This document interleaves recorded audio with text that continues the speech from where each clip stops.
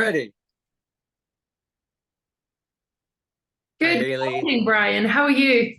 I'm doing great. And you? Wonderful, wonderful. I'm happy. Are you happy? Yeah.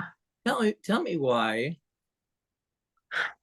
I think it's one of those moments where you realize that all of the hard work, in terms of, we always talk about the hero's journey, and sort of the hard work of the hero's journey kind of pays off, and you have a moment of like, wow, that should really bother me, but I've just found my way through it completely neutral. And I had That's one of those moments this morning where I'm just like, should I be more bothered about this? yeah. And your heart soul said no. Yeah, my heart, like immediately when I heard the words, my heart was like, why are you even giving these words any value? They've got nothing to do with you or your words or your soul or your path. It's nothing to do with you. And I was like, yeah, it's got nothing to do with me. And that was the That's end. great.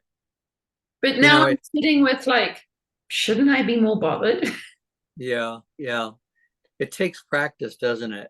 And even when you uh, make the journey and conquer the challenge, you can question yourself. You know, Absolutely.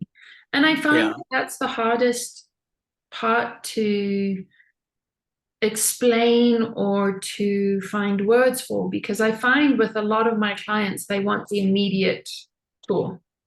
Like the thing you do once and the rest of your life has changed. And, yeah, trying to explain that no, it actually takes practice, persistence, like you're yeah, constantly doing yeah, it for the rest of your life. It's almost like you want them to get excited about it, but then you can see their face and their energy just pulling back when they're like, what? So yeah, this once like an hour, everything's fixed. And I'm like, no, yeah, no. yeah. Ray had the same experience, Haley, when he left Lehman Brothers. He set himself up as an individual um, financial advisor.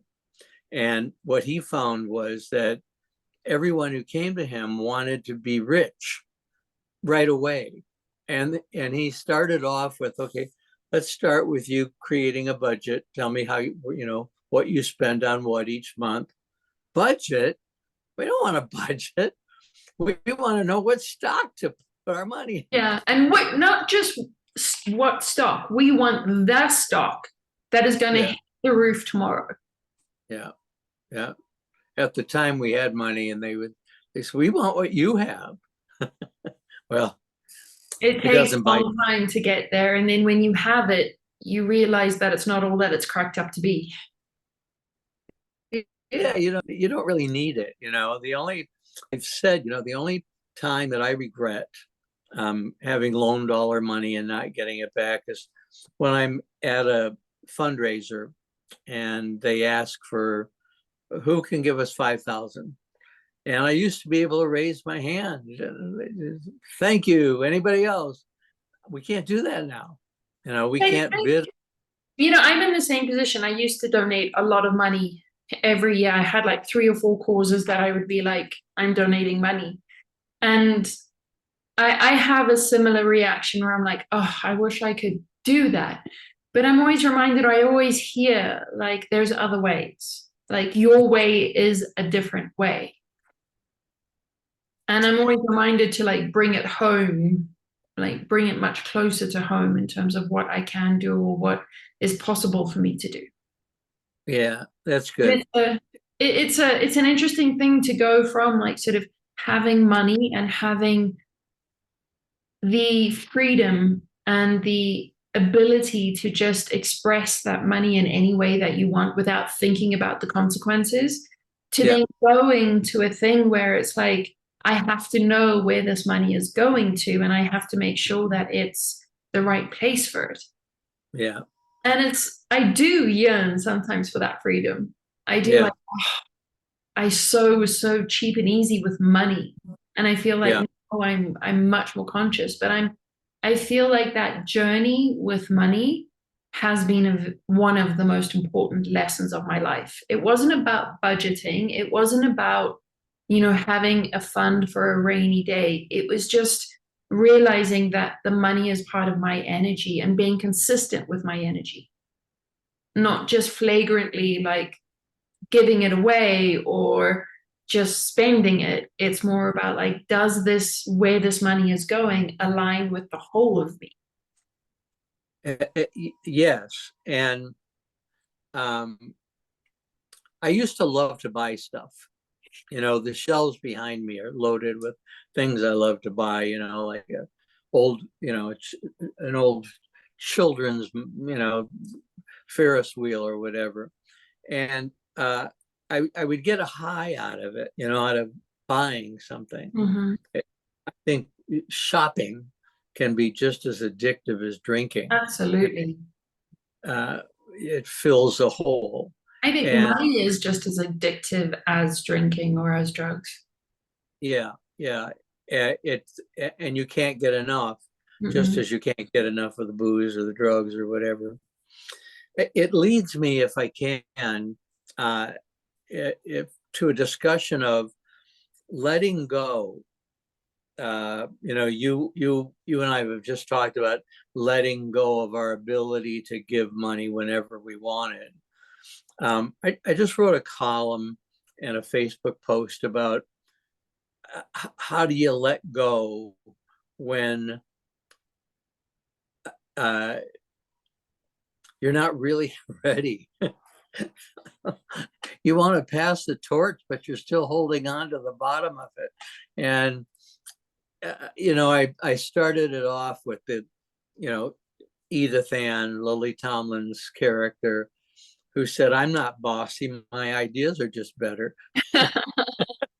I love that quote. One of my favorites forever. Yeah. And there was another one that a friend said over dinner, that a minister had said in his youth.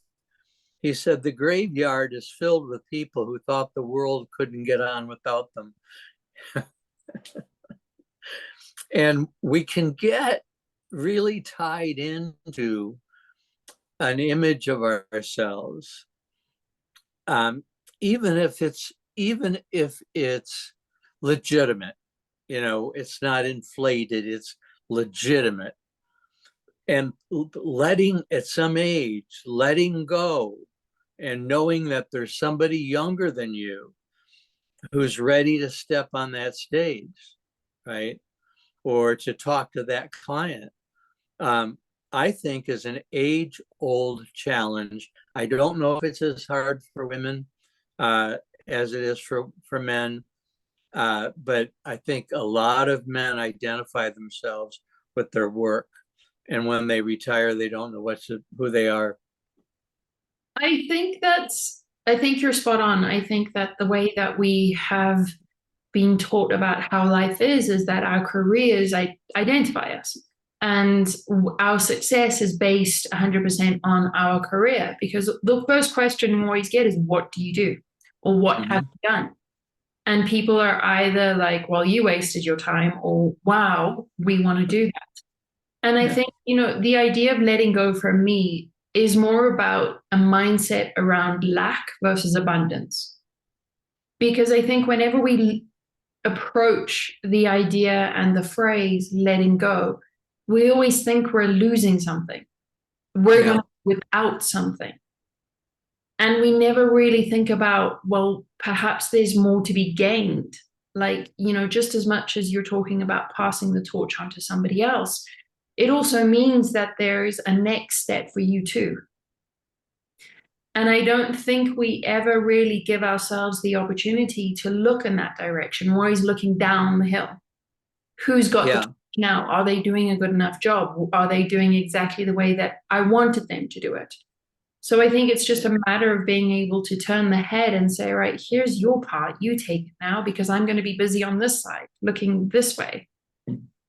And I think the other thing that's about letting go when you're really good at what you do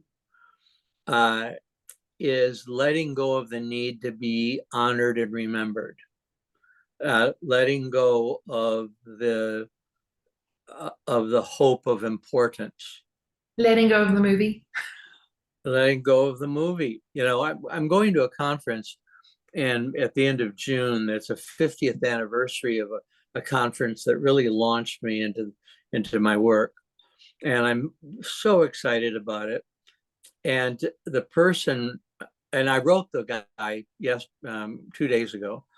The person in charge has shot down, a couple of my suggestions, that are just better, like Edith Anson. My ideas are just better.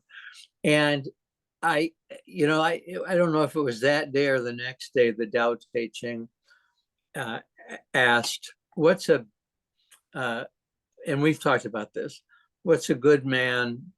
What's a bad man but a good man's teacher? What's a good man but a bad man's? No. What's a good man what's a bad man but a good man's teacher? Mhm. What's a good man? What's a bad man but a good whatever. Whatever. So whatever. So one is a job taking care of the other, but in reality, you're taking care of each other, right? Back and forth. So I, in this instance, instead of being the good guy taking care of the bad guy, I was the bad guy needing help from the good guy in terms of stopping me from taking control of a conference that I didn't organize, but that had huge significance to me. So fighting this feeling that it was my last chance to connect with the feelings that I had, when I was young and was at that conference, to let go of it, to let go of how much time I'm going to have to speak, to let go of the question of whether anyone even there knows who I am and what I've done. And I really feel that that's my next hero's journey, is to let go of the need or the hope of being remembered or appreciated or acknowledged. And then what does that free you to do? Once you let go of those needs, what does that free you to do? And you don't know. You don't know what the next thing. You don't know, but it requires an enormous amount of faith and courage.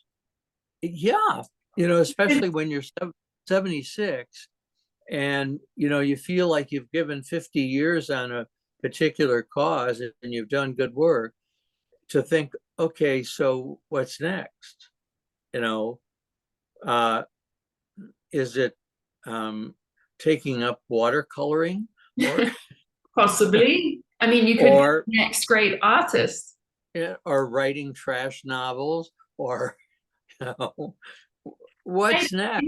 I think when we talk about legacy and destiny, in my experience, very rarely do we choose our legacy and do we choose our destiny.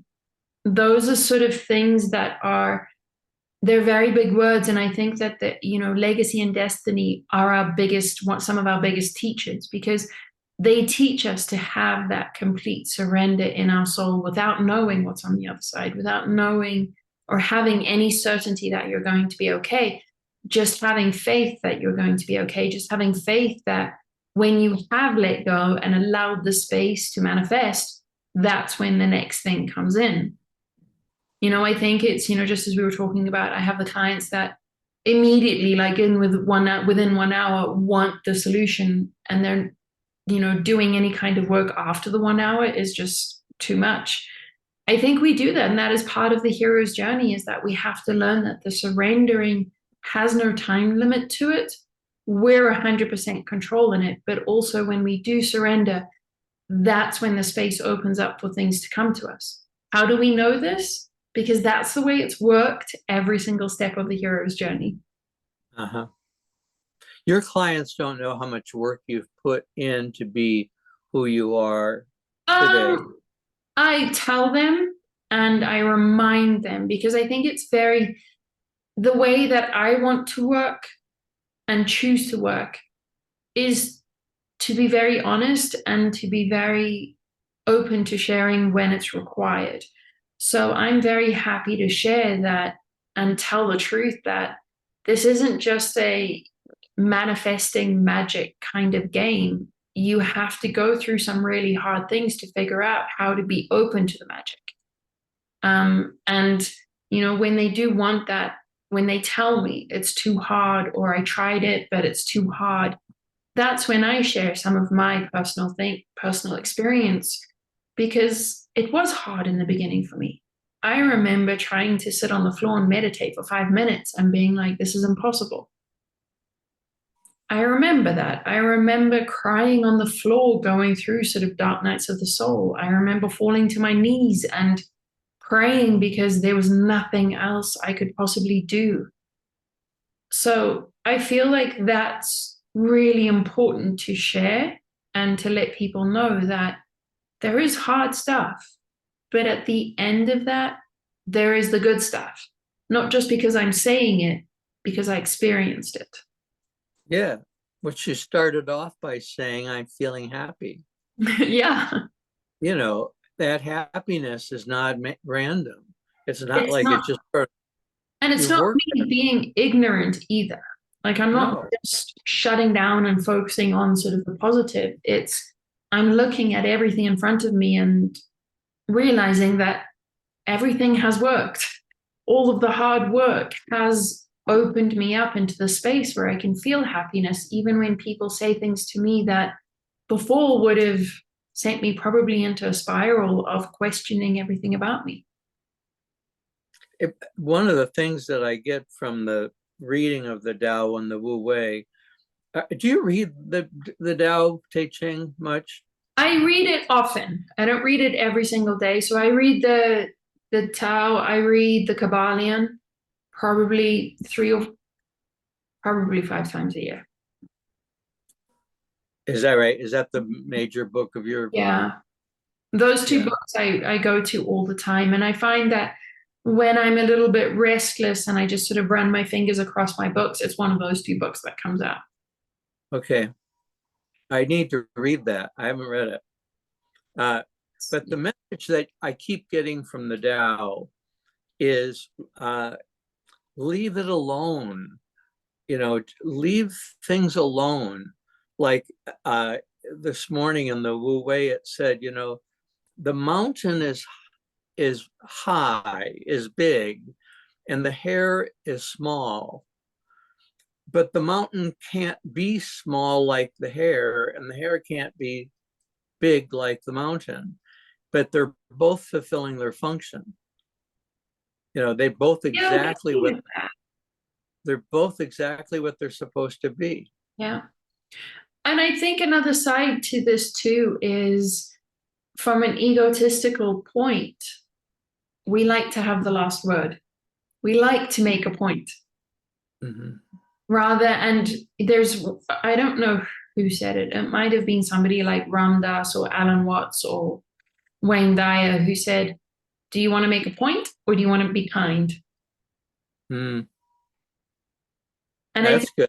when That's we focus on sort of legacy and destiny, we're trying to make a point. We're trying to prove our value. yeah. And I fully understand that because we do exist. We can have these conversations and we can be in our own world. But, once this call ends, we do exist in a world that still derives value based on what you do, not what Or you have or or have done. done. It's very much a do, done, doing word. It's not Right. such a be or being. So there is no, there's very little value out there for somebody that's just happy. Or there's somebody like you who gets great joy from their garden every morning. Everybody's like, well, that's nice. Yeah. Yeah. Well, it's surprising. I mean, right now I can't go to the garden because of the back surgery, but uh, uh, it's surprising how much pleasure comes from it. I mean, we have these silly solar powered, colorful stars and circles and squares that we've hung, all around the sea grape tree, and at night they illuminate, you know, magically all these colors, Oh, wow. and it's it's the silliest thing. They weren't expensive, but they take. It's not that they take my breath away, but they grab my attention, and I give thanks, for the Help you to joy be that they bring. present. Yeah, yeah. I'm present to them, and I giggle about that such a little thing is providing such incredible uh, a moment of incredible bliss. And I think, when we go back to that whole discussion about money and how we used to give, we have to realize that our definition of value now changes to where we are on the hero's journey. Yeah. And being conscious of the fact that when you have that one moment with the lights, that you are fully present in gratitude, you are vibrating at a frequency that is incredibly high, which is, equal, I would say far more than a gift of $5,000. Uh-huh. There was a wonderful doctor, David Hawkins. He wrote several books on frequency and vibration and was sort of a pioneer in creating a scale of frequency and vibrations. And he would say that, one person vibrating at a high vibration of fully present joy or fully present love has the power to lift like the entire sort of little town that they're in.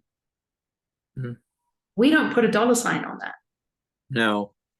If we did, it would be millions of dollars.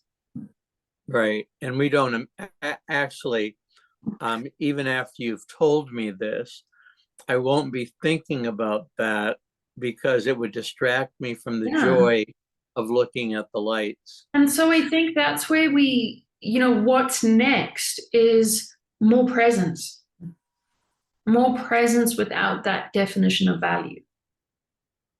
Hayley, one of the things that I find interesting, and it's in these later years, I find myself looking at what's going on from a perspective higher than my participation in what's going on.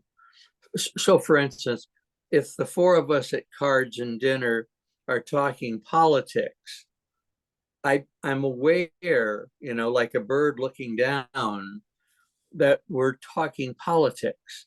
And then I think, what good is this doing? And then I think, you know what? Since the beginning of human communities, this pattern has been repeated over and over and over again. Adolescence, it has been consistent, don't you think, throughout history?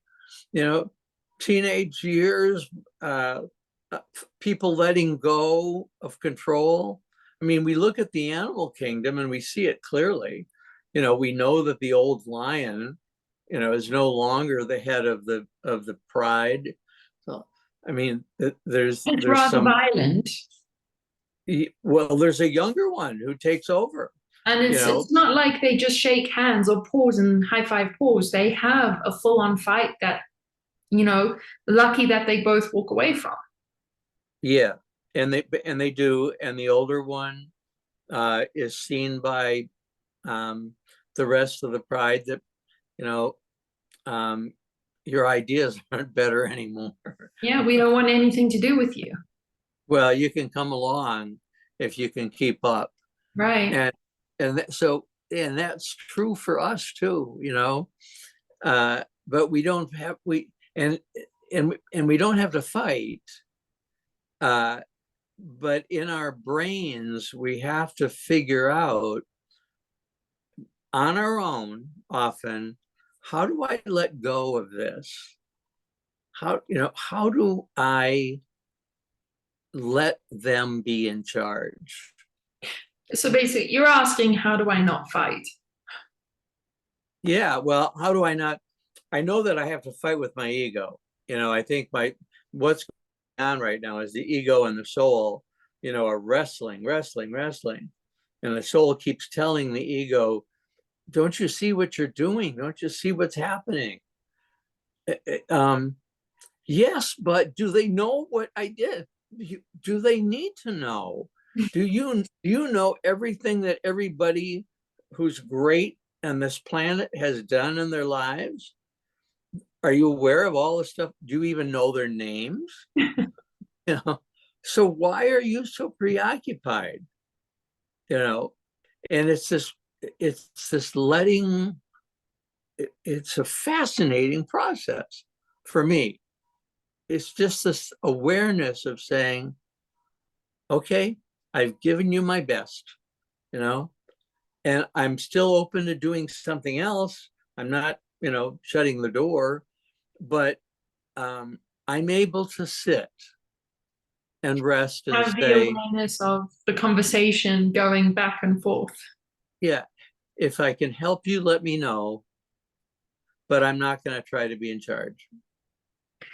I think we have to admit that we have an ego. And an ego is a very big part of our humanness because ego is will. We have the gift of free will, which is the ego. And there's the talk that we just need to kill the ego or separate the ego. I disagree with that. I think we just have to have a better relationship with the ego and learn to use it. I think it's a beautiful thing to be able to get to the place where you're able to sit in some kind of silence and some kind of patience and some kind of peace to have the observation of the conversation going. Because I think then that enables you to kind of sit back and be like, what is all of this for? Right. Where is the truth here? And I think that's the lesson, is constantly allowing yourself the time and space to have the awareness, and then just asking what is true and having the courage to go with what is true. And not impose it on the three other people at the table if they're perfectly happy talking politics. But I was going to say, I have a good example for you of ego and soul. When I would climb the stairs to a stage, about to speak to hundreds and hundreds of people, my ego is what enabled me to do it, saying, you can do this, you can do this, you're Brian McNaught, you can do this. But when I started speaking, it was the soul. The ego wasn't there, right? I was giving everything I had. I wasn't hoping for recognition. You were fully present. But I needed the ego to get up the stairs. We need the ego. We just need it in balance and actually helping us versus hindering us.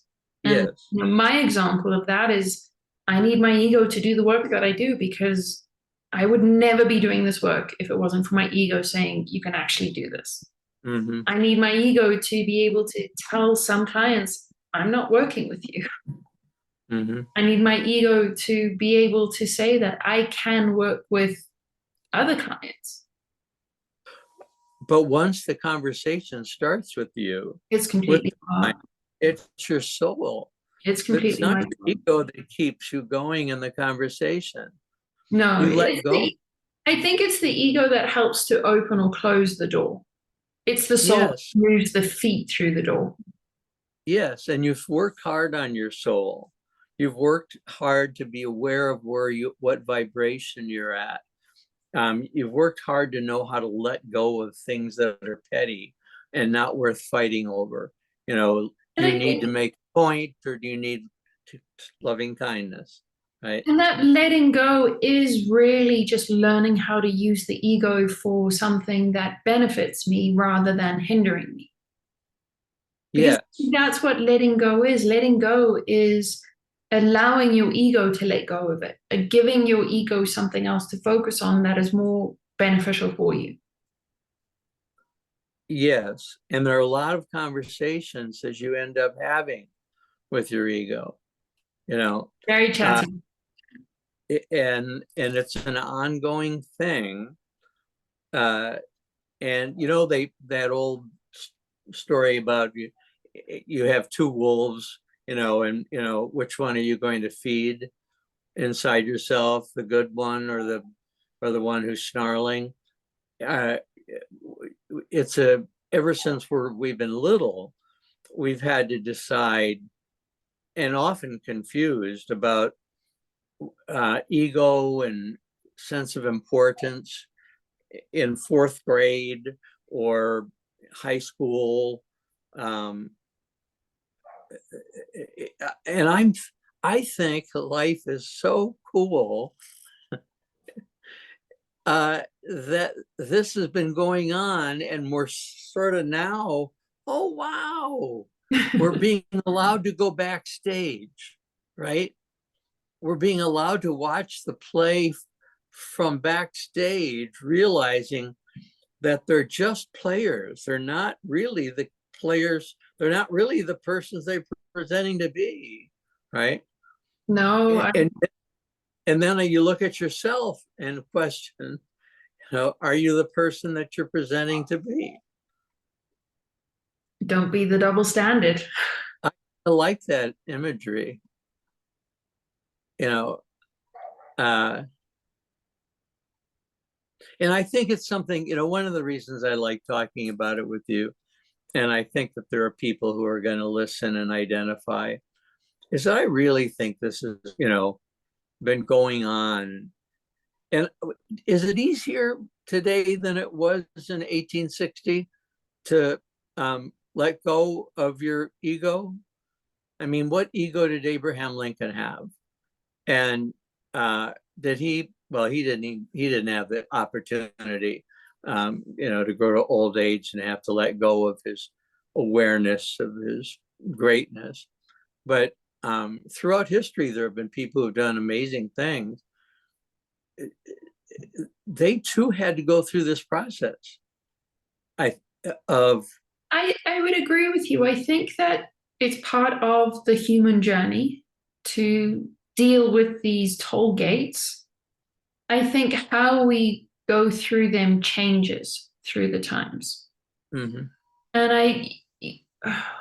I don't know if it was easier then than it is now, or Easier now. easier now. I don't really know, because I can just say that it's different. It's different because I don't think the right way to look at it is in a linear time.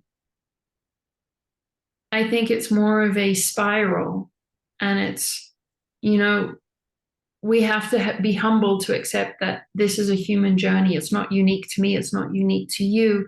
And it's certainly not unique to my age or your age. It's unique to humanity. All humans have to go through it. I think where it changes is the circumstances that present for it to occur. So you might be having this chapter called letting go of career at this time on March 7th, 2023, whereas Abraham Lincoln might have had it earlier or later at a different date. You're still having to look at it from the soul's journey perspective. We're watching this program. I think it's on Netflix. Coco Chanel was one of the characters, and she throughout the thing is saying, "I'm Coco Chanel," and that was supposed to be enough for people to get out of their way and get her what she wanted, even when she didn't have any money. I'm Coco, and we all have that option, to go through life saying, I'm so and so, or to go to the back of the line and wait with everybody else, right, to get your coffee. Are you following? I mean, it immediately brings up in my head sort of the idea of being in line at the grocery store. Yeah. And everybody has to be in line. You Yeah. have people that will jump lanes, you have the people that will jump the line. And it's sort of like we're all, as humans, having to go through that process. How you experience is unique to the soul. And I think hopefully what we're doing is moving more into a consciousness that celebrates the unique perspective of every soul while still holding the collective journey. Yeah, for me, I think what's most helpful is recognizing that we're all one organism. We're all one soul. We're You all know, that, one, just different sunglasses. so the person who cheats and in their car cuts in at the last minute, when traffic is being forced into one lane. There was a time in your life in which you'd be so angry at not just him, but everybody like him. And then you get to the point with practice of letting it go because you don't want it to take up your time. Right? It's if you don't let it go, you're in the basement. And if you let it go, you get to be, at the upper level in the attic. But again, to get to that stage of letting go, even at sort of the idea of getting mad at somebody for cutting the line, you've still had to sit and with the process of having awareness and still had to sit with what do you choose? Do you choose Yes. the truth? And that process, is the same for every single human. The rule book there is the same. If you read all of the books about spirituality, they all say the same things. Awareness, learn a different way of using your ego, let go.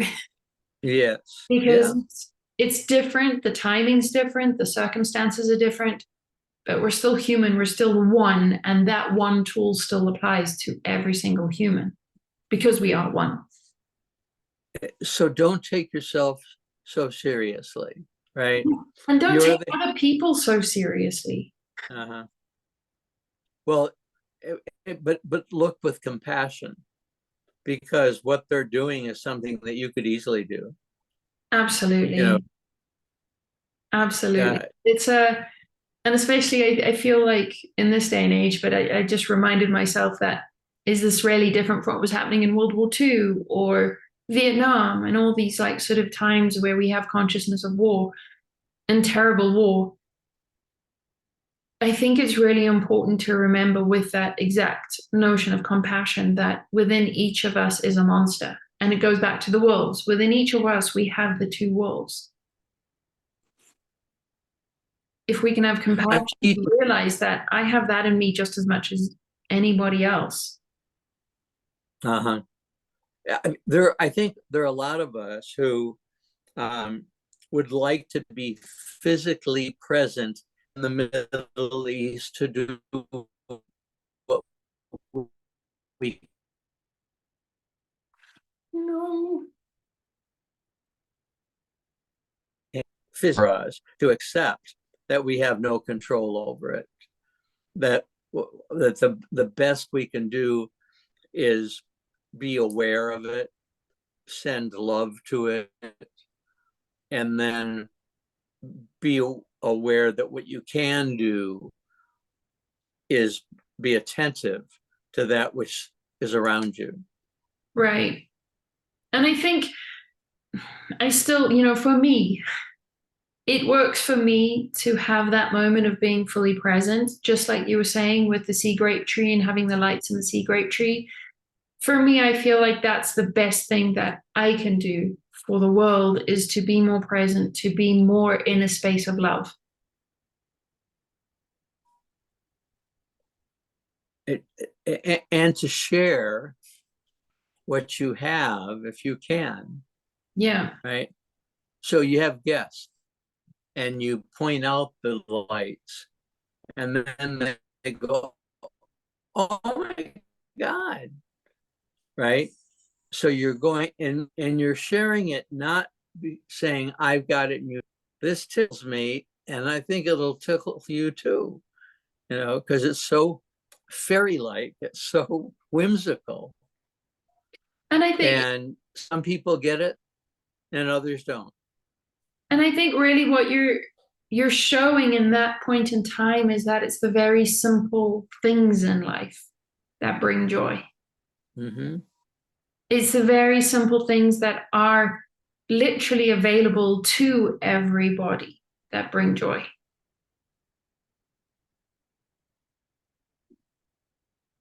I want to go out, whenever I exit, I want to go out feeling that I gotten to the point where everything is simple, you know, that I've simplified everything. And I'm making a lot of headway with this dog who's chews wallets and glasses and armchairs. And I mean, it's just to just let go and say, it's not his fault. You left your glasses where he could get to them. He's not thinking it through. I like the fact that I'm getting to that point, Hayley, where I can say, I'm not in charge of this conference. And you're my teacher by being so firm in saying no to my suggestion, right? And thank you for the lesson. And thank you for the lesson. And he wrote back and said, we're all each other's teachers, which is exactly right. Yeah.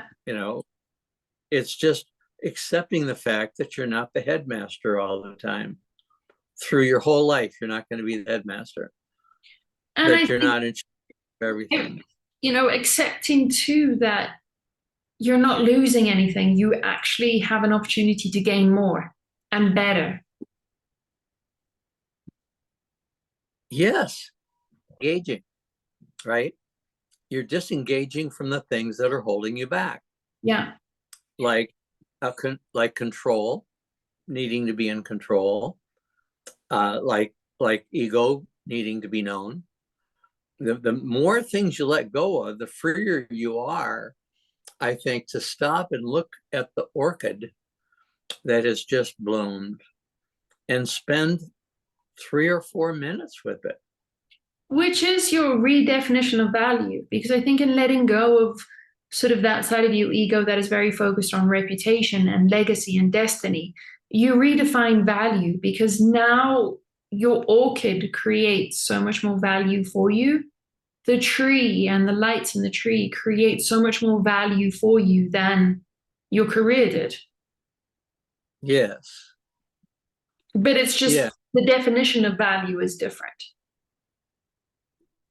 Yes, I'm grateful for the feedback I've gotten in my life about how I've impacted people's lives. And that's not about ego.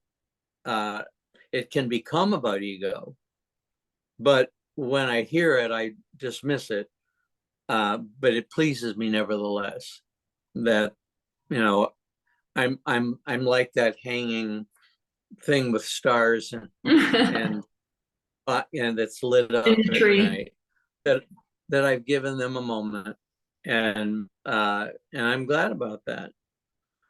But what I really want to be, Hayley, is as simple as that, hanging stars, and I want to be that simple before I go. I think that's probably the destiny then. Just to be a simple soul that really thrived in life. Gratefully. Yeah. I think obviously I agree with you a lot. This is why we have wonderful conversations, because we tend to align on a lot of subjects. But, for me, life and the idea of thriving and value is really about how many peaceful moments am I having in a day? How many moments am I having just a moment of like, wow, I am so blessed. I am so lucky that I have these eyes and the consciousness to take in this moment the way that I'm taking it in.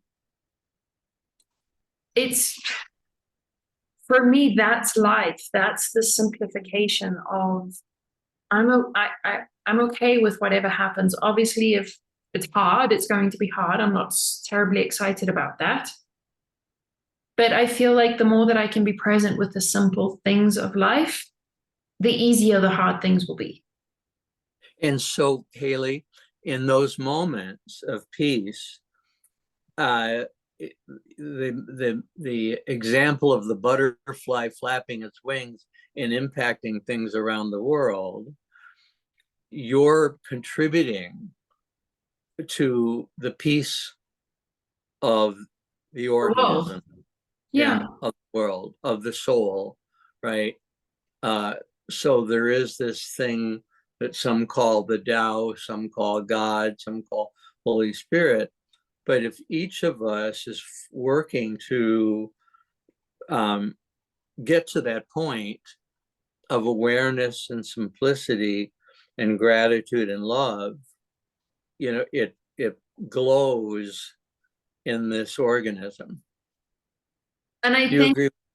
absolutely. And I think what we see, what I see at least, is in times that we're in, where of war, regardless of where the war is, we always ask the question, how are people able to get through that? And I think they get through it because they're still able to find that love. In some Mhm. way, they're still connecting in love. Yeah. And so Love we're really still is contributing, the, like the love that you and I are creating is meeting up with the love that they're in and creating love. And I think I mean, that for me is, that's it. I'm good. I'm happy. and we can know in small ways from our own lives pain and horror that's being experienced, right? You hear stories of operations without anesthesia going on. And I've never had that happen, but I've had a toothache that nearly, knocked me out. Not the same, but at least my experience of pain helps me better understand, their experience. My experience of being rejected helps me understand their feelings.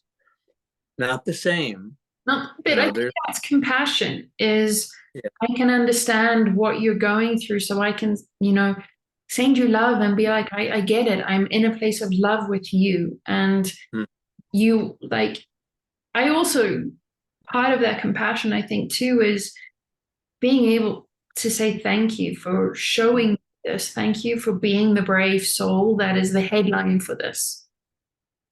Thank mhm. you for being the brave soul that shows the world and allows us to put our attention and ask the question, is there a double standard here? Can things be better?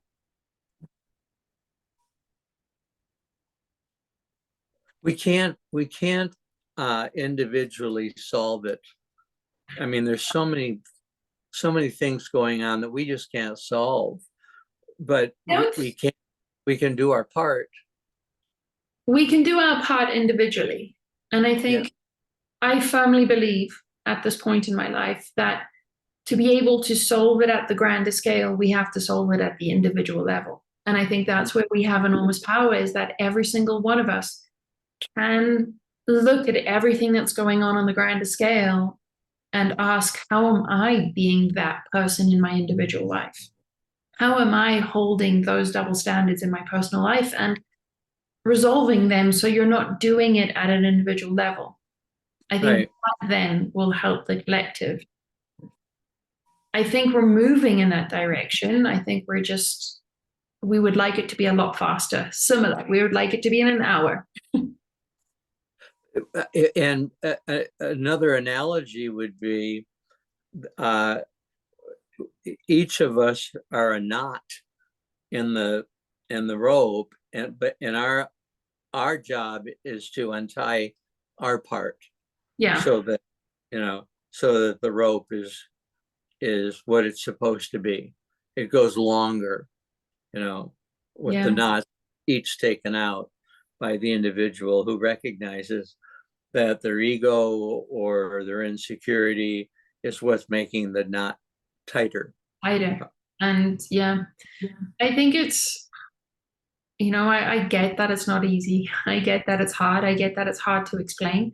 But my God, it's beautiful to have the awareness and the consciousness and to know that I might not have $1 million, or I might not be able to be around a table when negotiations are going on. But my God, I can do something about feeling good about now.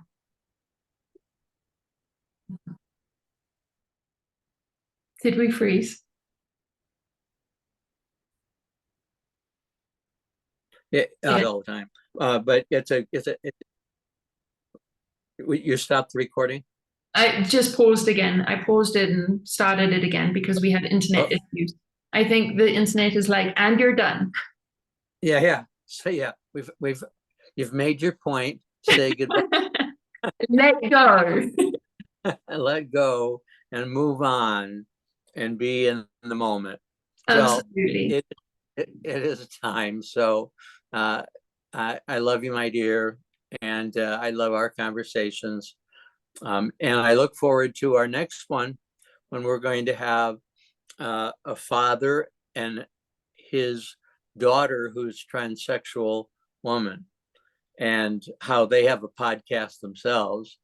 But the love between the two of them is really fun to witness. So you and I are going to have some fun with that one. I love it. And I love you too. I love our conversations. And let's go have a loving week or 2 weeks until we speak next. Good. Lots of love Bye, to you. dear. Speak soon. Thank you.